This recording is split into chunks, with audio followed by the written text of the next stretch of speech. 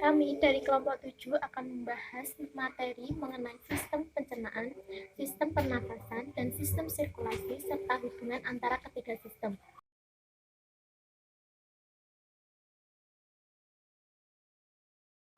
Yang pertama, kami akan membahas mengenai sistem pencernaan pada manusia. Sistem pencernaan merupakan proses perubahan makanan menjadi zat-zat sederhana sehingga dapat diserap dan berguna oleh tubuh. Berdasarkan prosesnya, pencernaan manusia terbagi menjadi dua. Yang pertama ada proses pencernaan makanan secara mekanik. Proses pencernaan ini merupakan proses pencernaan makanan yang dilakukan dengan gerakan-gerakan yang bertujuan untuk mengubah ukuran makanan menjadi lebih kecil. Yang kedua ada proses pencernaan makanan secara kimiawi. Proses pencernaan makanan secara kimiawi ini merupakan proses pencernaan makanan yang melibatkan enzim yang bertujuan untuk mengubah partikel makanan yang kecil menjadi bentuk yang bisa diserap oleh tubuh. Sistem pencernaan pada manusia sendiri terdiri dari saluran pencernaan dan kelenjar pencernaan, di mana saluran pencernaan merupakan bagian dari organ-organ pencernaan manusia. Sedangkan kelenjar pencernaan merupakan bagian yang mengeluarkan enzim untuk membantu mencerna makanan. Saluran pencernaan. Di dalam saluran pencernaan, yang pertama ada organ mulut. Mulut berfungsi sebagai tempat masuknya makanan dan dimulainya proses pencernaan. Di dalam mulut akan terjadi proses pencernaan secara mekanik oleh gigi dan proses pencernaan secara kimiawi oleh enzim amilase. Kemudian di dalam rongga mulut terdapat gigi. Gigi atau dendris merupakan bagian yang berperan untuk mengunyah makanan. Dengan gigi, makanan akan mengalami proses gigit, sobek, potong, kunyah, kemudian dihaluskan. Selain gigi, dalam rongga mulut juga terdapat lidah. Lidah tersusun atas otot lurik dan dilapisi oleh selaput mukosa. Di permukaan lidah terdapat papila-papila yang berfungsi sebagai indera pengecap. Selain sebagai indera pengecap, lidah juga berfungsi sebagai pengatur letak makanan di dalam mulut, mencampur makanan dengan ludah, dan juga membantu proses menelan makanan. Selain gigi dan lidah, di dalam rongga mulut juga terdapat kelenjar ludah atau glandula sabila. Kelenjar ludah menghasilkan ludah atau sabila. Ludah dihasilkan oleh 3 kelenjar. Yang pertama ada kelenjar parotis. Kelenjar ini terletak di bawah telinga. Yang kedua ada kelenjar submaxillaris yang terletak pada bagian rahang bawah. Yang ketiga ada kelenjar sublingualis yang terletak di bawah lidah. Air ludah mengandung enzim amilase atau enzim petialin. Enzim ini berfungsi untuk mengubah amilum atau polisakarida menjadi maltosa atau disakarida. Selain untuk mengubah amilum menjadi maltosa, air ludah juga berfungsi untuk membasahi makanan, membunuh mikroorganisme, dan mencegah mulut menjadi kering. Dalam saluran pencernaan, organ yang kedua ada faring dan esofagus. Faring atau tenggorokan merupakan saluran pencernaan yang menghubungkan rongga mulut dan kerongkongan atau esofagus. Makanan yang ditelan dari mulut akan masuk melalui faring dan diteruskan ke kerongkongan. Pada dinding kerongkongan terjadi gerakan peristaltik, yaitu gerakan meremas-remas yang mendorong makanan menuju lambung. Organ yang ketiga ada lambung. Lambung terdiri dari 3 bagian. Yang pertama ada kardiak atau bagian atas, yang kedua ada fundus atau bagian tengah, dan yang ketiga ada pilolus atau bagian bawah. Di dalam lambung terjadi proses pencernaan secara kimiawi, di mana makanan dicerna oleh enzim dalam getah lambung yang dihasilkan oleh sel kelenjar dini lambung. Getah lambung terdiri dari air, asam klorida atau HCl, dan enzim pencernaan seperti pepsinogen, renin, dan lipase. Asam lambung atau asam klorida berfungsi untuk mengaktifkan enzim dan membunuh kuman. Pepsinogen ini akan diaktifkan oleh HCl menjadi pepsin yang berfungsi untuk memecah protein menjadi pepton. Kemudian renin berfungsi untuk mengubah protein susu menjadi kasein. Dan yang terakhir lipase berfungsi memecah lemak menjadi asam lemak dan gliserol. Dalam saluran pencernaan, organ yang keempat ada usus halus. Usus halus bisa dibedakan menjadi 3 bagian. Yang pertama ada usus 12 jari atau duodenum. Usus 12 jari ini bermuara pada 2 saluran, yaitu dari pankreas dan dari kantung empedu. Usus 12 jari berfungsi sebagai tempat pencernaan makanan secara kimiawi. Enzim yang dihasilkan oleh dinding usus antara lain, yang pertama ada enterokinase. Enterokinase berperan mengaktifkan tripsinogen yang dihasilkan pankreas menjadi tripsin. Yang kedua ada laktase. Laktase berperan mengubah laktosa menjadi glukosa. Yang ketiga ada erepsin. Erepsin berperan mengubah dipeptida atau pepton menjadi asam amino. Yang keempat ada maltase. Maltase mengubah maltose menjadi glukosa. Kemudian ada disakarase, berperan mengubah disakarida menjadi monosakarida. Kemudian ada peptidase, berperan mengubah polipeptida menjadi asam amino. Kemudian ada sukrase. Sukrase berperan mencerna sukrosa menjadi glukosa dan fruktosa. Kemudian yang terakhir ada lipase. Lipase berperan mengubah trigliserida menjadi gliserol dan asam lemak. Selain usus 12 jari, di dalam usus halus juga terdapat usus kosong atau jejunum. Fungsi dari usus kosong ini untuk menyerap gula, asam amino, dan asam lemak. Kemudian yang terakhir ada usus penyerapan atau ileum. Fungsi ileum adalah menyerap zat-zat gizi yang belum terserap seperti vitamin B12 dan garam empedu yang akan didaur ulang menjadi cairan empedu. Dalam saluran pencernaan, organ yang kelima ada usus besar. Usus besar adalah organ pencernaan yang terhubung dengan usus halus. Sisa makanan yang tidak bisa dicerna dan diserap tubuh akan diteruskan ke usus besar. Ini karena usus besar berfungsi untuk membusukkan sisa makanan menjadi feses dengan dibantu oleh bakteri E. coli. Di usus besar terdapat beberapa bagian. Yang pertama ada cecum. Cecum adalah kantong yang ada di awal usus besar yang memungkinkan sisa makanan untuk lewat dari usus halus ke usus besar. Yang kedua ada kolon. Kolon berfungsi sebagai tempat pemadatan feses atau penyerapan kembali cairan dan garam dari zat sisa makanan. Dan yang terakhir ada rektum atau bagian yang berfungsi sebagai tempat menyimpan feses sementara waktu. Dan organ yang terakhir ada anus. Anus berfungsi sebagai tempat pembuangan zat sisa makanan atau feses. Kelenjar pencernaan. Ada beberapa bagian organ yang mengeluarkan enzim untuk membantu mencerna makanan. Di antaranya yang pertama ada lambung. Lambung menghasilkan asam klorida atau HCl, enzim pepsinogen, enzim renin, dan enzim lipase. Yang kedua ada pankreas. Pankreas menghasilkan enzim pencernaan atau getah pankreas, hormon insulin, dan glukagon. Getah pankreas mengandung zat-zat seperti natrium bikarbonat, amilase, lipase, tripsin dan kimotripsin, peptidase, dan nuklease. Yang ketiga ada hati. Hati atau hepar merupakan kelenjar yang paling besar dalam tubuh manusia yang terdiri atas 2 lobus.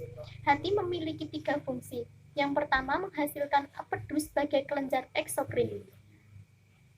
Yang kedua untuk menyimpan cadangan lemak, glikogen, vitamin A, vitamin B12, vitamin D, dan albumin. Yang terakhir fungsi utama hati sebagai detoksifikasi zat-zat beracun dalam pencernaan. Kemudian dalam kelenjar pencernaan juga ada kelenjar empedu. Fungsi utama dari kantung empedu adalah untuk menyimpan empedu dari hati.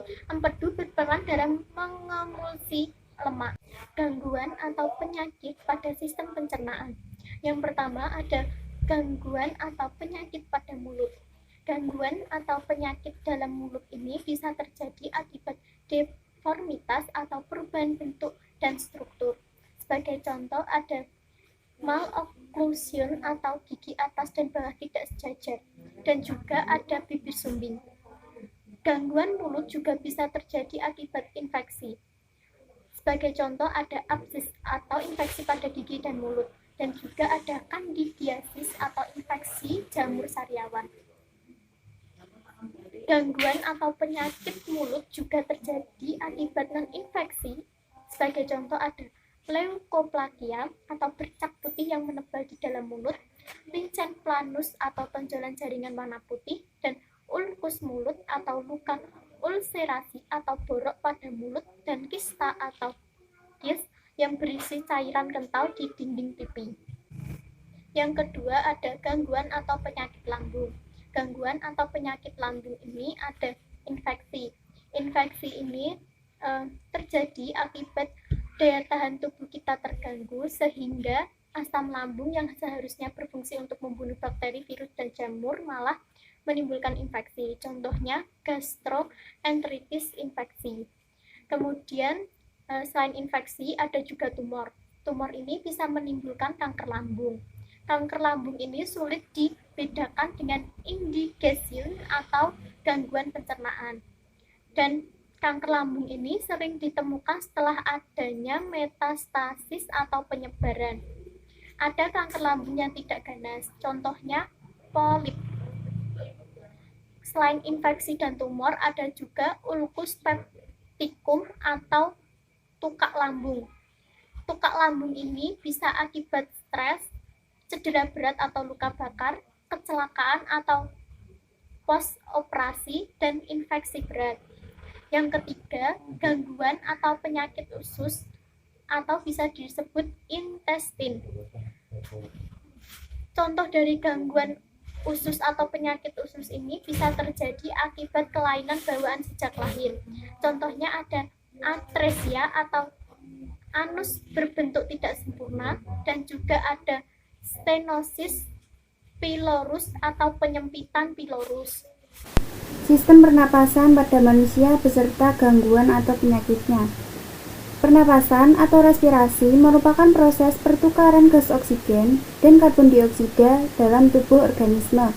Fungsinya yaitu mensuplai oksigen ke dalam sel-sel jaringan tubuh dan mengeluarkan karbon dioksida atau CO2 sebagai hasil respirasi tersebut, dan dihasilkannya energi.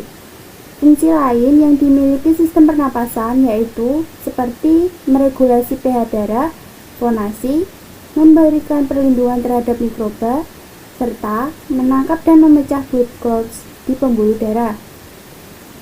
Respirasi atau pernapasan terdiri dari dua proses, yaitu yang pertama pernapasan seluler atau internal.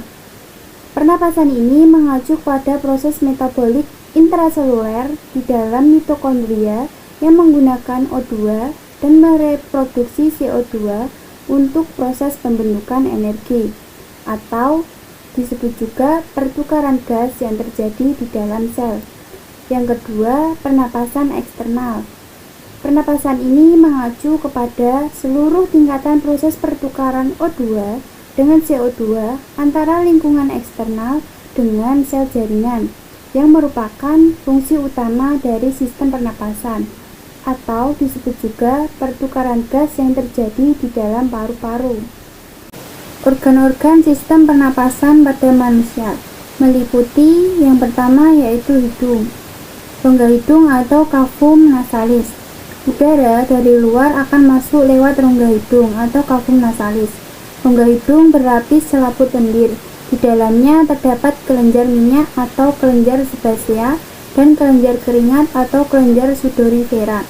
Selaput lendir berfungsi untuk menangkap benda asing yang masuk lewat saluran pernapasan. Selain itu, terdapat juga rambut pendek dan tebal yang berfungsi untuk menyaring partikel kotoran yang masuk bersama udara. Juga terdapat konka yang mempunyai banyak kapiler darah yang berfungsi untuk menghangatkan udara yang masuk. Di sebelah belakang rongga hidung terhubung dengan nasofaring melalui dua lubang yang disebut choanae.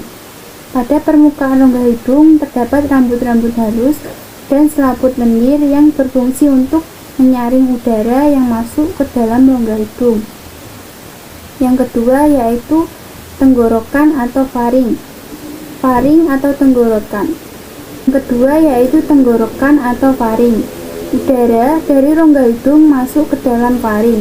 Faring merupakan percabangan dua saluran, yaitu saluran pernapasan nasofaring pada bagian depan dan saluran pencernaan orofaring pada bagian belakang. Pada bagian belakang faring atau posterior terdapat laring atau tekak, tempat terletaknya pita suara atau pita vokalis. Masuknya udara melalui faring akan menyebabkan pita suara bergetar dan terdengar sebagai suara. Makan sambil berbicara dapat mengakibatkan makanan masuk ke saluran pernapasan, karena saluran pernapasan pada saat tersebut sedang terbuka. Walaupun demikian, saraf kita akan mengatur agar peristiwa seperti menelan, bernapas, dan berbicara tidak terjadi bersamaan, sehingga mengakibatkan gangguan kesehatan. Fungsi utama faring adalah menyediakan saluran bagi udara yang keluar atau masuk dan juga sebagai jalan makanan dan minuman yang ditelan. Faring juga menyediakan ruang dengung atau resonansi untuk suara percakapan. Yang ketiga yaitu batang tenggorokan atau trakea. Tenggorokan berupa pipa yang panjangnya kurang lebih 10 cm, terletak sebagian di leher dan sebagian di rongga dada atau torak. Dinding tenggorokan tipis dan kaku, dikelilingi oleh cincin tulang yang rawan dan pada bagian dalam rongga bersilia. Silia-silia ini berfungsi untuk menyaring benda-benda asing yang masuk ke saluran pernapasan. Batang tenggorokan atau trakea terletak di sebelah depan kerongkongan. Di dalam rongga dada, batang tenggorok bercabang menjadi 2 cabang tenggorok atau bronkus. Di dalam paru-paru, cabang tenggorok cabang lagi menjadi saluran yang sangat kecil dan disebut bronkiolus. Ujung bronkiolus berupa gelembung yang kecil disebut gelembung paru-paru atau alveolus. Yang keempat yaitu pangkal tenggorokan atau laring. Laring merupakan suatu saluran yang dikelilingi oleh tulang rawan.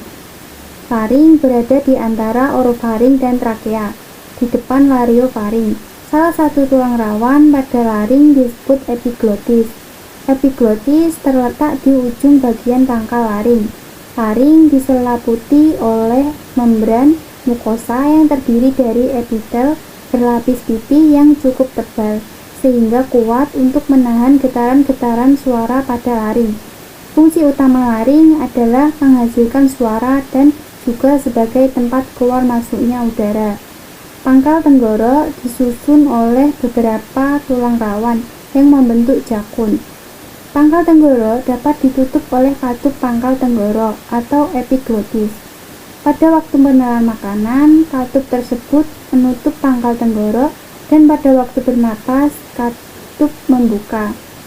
Pada pangkal tenggorok terdapat selaput udara yang bergetar bila ada udara dari paru-paru, misalnya pada waktu kita berbicara. Yang kelima yaitu cabang batang tenggorokan atau bronkus.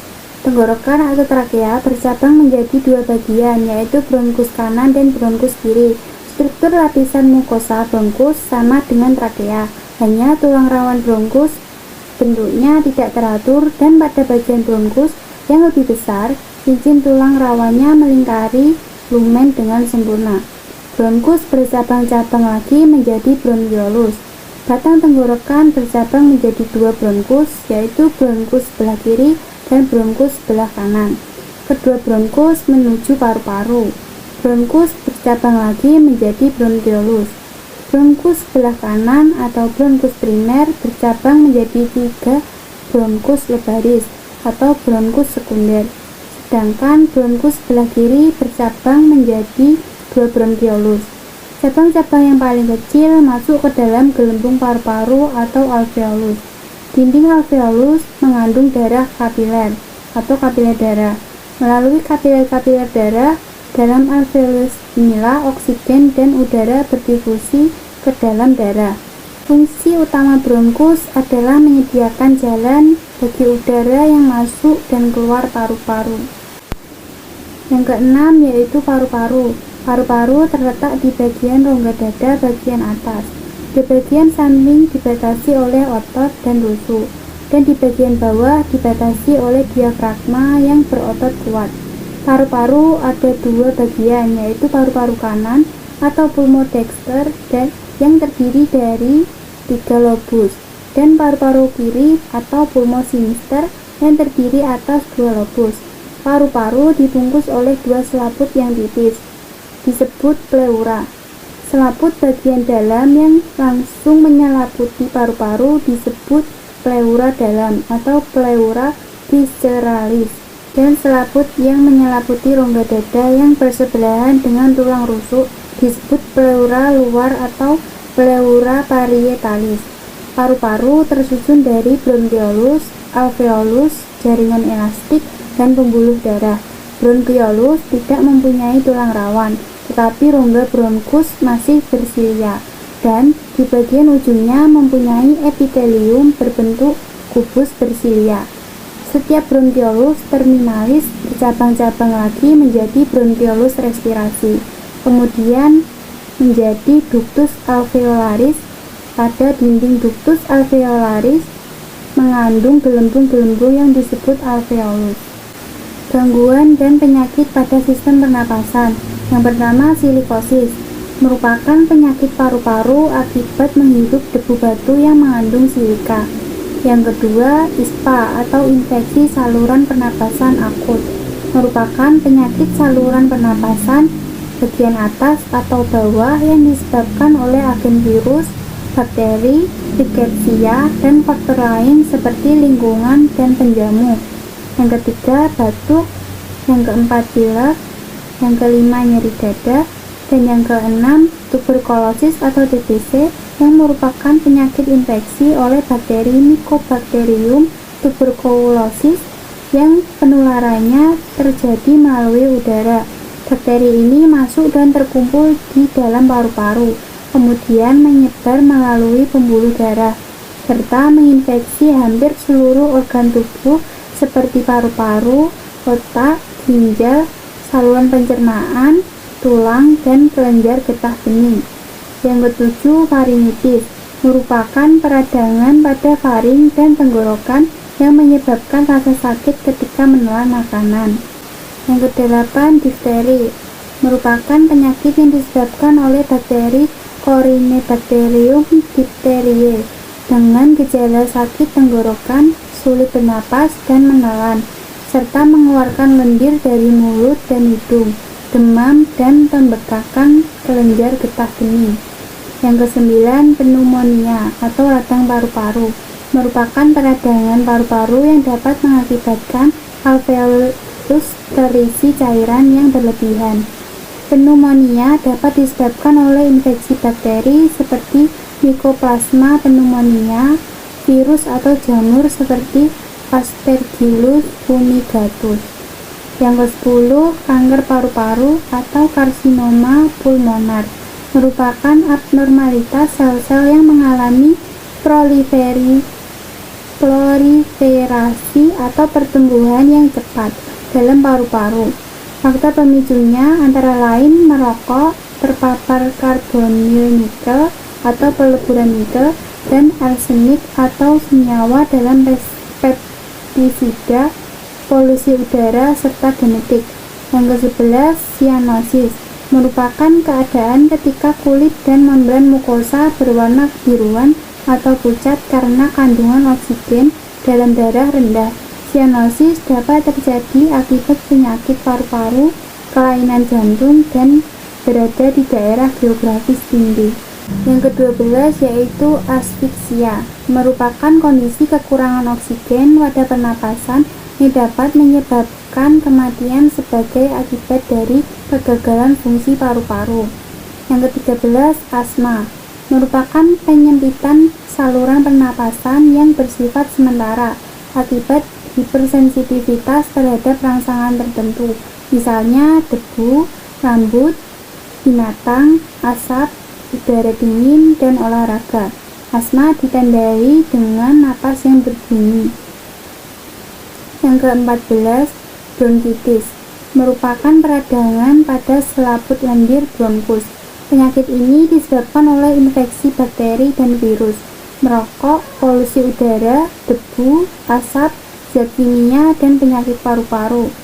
Yang ke-15 yaitu dyspnea atau sesak napas, merupakan perasaan sulit bernapas yang ditandai dengan napas yang pendek karena suplai oksigen ke dalam jaringan tubuh lebih sedikit daripada yang dibutuhkan. Dyspnea dapat terjadi pada orang yang cemas atau emosi tidak stabil, penderita kardiovaskuler, asma, dan penderita paru-paru.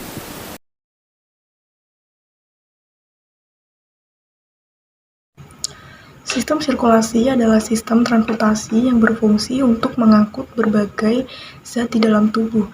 Nah, seperti di manusia itu berupa sistem peredaran darah.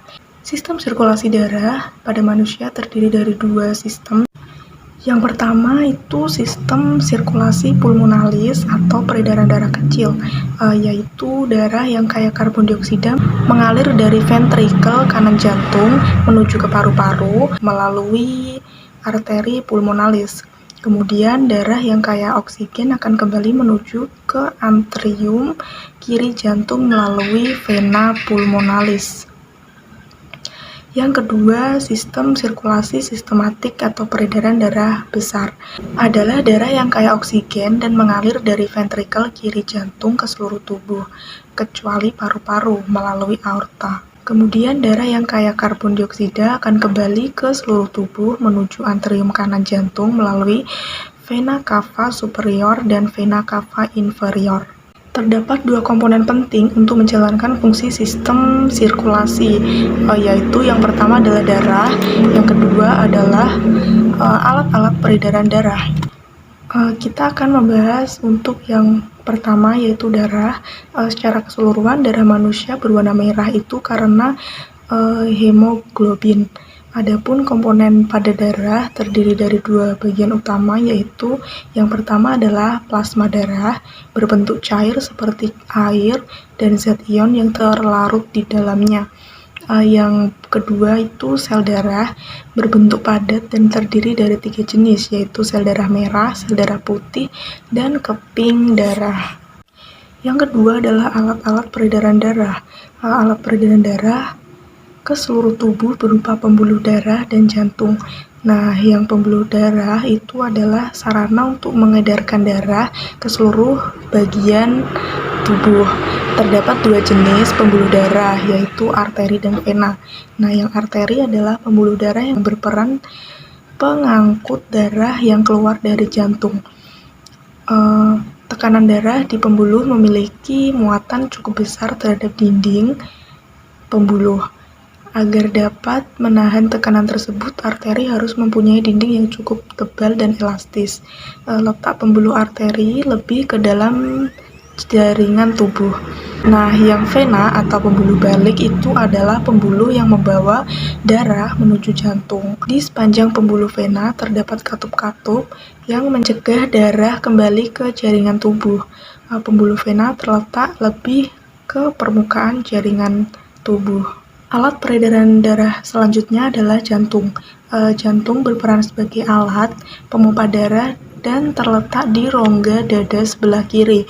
Jantung dibungkus oleh 3 lapisan. Yang pertama adalah endokardium, yang kedua adalah miokardium, yang ketiga adalah perikardium. Sistem peredaran darah atau sirkulasi pada manusia dikendalikan oleh organ jantung yang berguna untuk memompa darah agar mampu mengalir ke semua tubuh. Ketika otot jantung berelaksasi, jantung dalam keadaan mengembang, volumenya besar dan tekanannya kecil. Berdasarkan cara kerjanya, sistem peredaran darah dibagi menjadi dua, yaitu peredaran darah kecil dan peredaran darah besar. Nah, yang peredaran darah kecil itu merupakan peredaran darah yang mengalirkan darah dari jantung ke paru-paru dan kembali ke jantung lagi. Sedangkan yang peredaran darah besar itu merupakan peredaran darah yang mengalirkan darah yang kaya oksigen dari bilik kiri jantung lalu diedarkan ke semua jaringan tubuh. Gangguan atau kelainan atau penyakit yang berkaitan dengan sistem sirkulasi itu ada banyak. Contohnya adalah yang pertama anemia, hemofilia, leukemia, siklemia, talasemia, hipertensi, hipotensi, trombus, jantung koroner, dan varises. Hubungan dari ketiga sistem tersebut itu adalah sistem pernafasan adalah proses pertukaran oksigen dengan karbon dioksida. Oksigen yang dibutuhkan oleh tubuh akan diangkut oleh darah dan dipompa ke seluruh tubuh oleh jantung. Proses ini disebut peredaran darah. Kemudian sistem pencernaan adalah proses mencerna makanan yang dimakan. Makanan yang dimakan akan diserap nutrisinya yang akan diperlukan oleh tubuh, dan nutrisi makanan tersebut juga diangkut oleh darah dan diedarkan ke seluruh tubuh oleh sistem peredaran darah.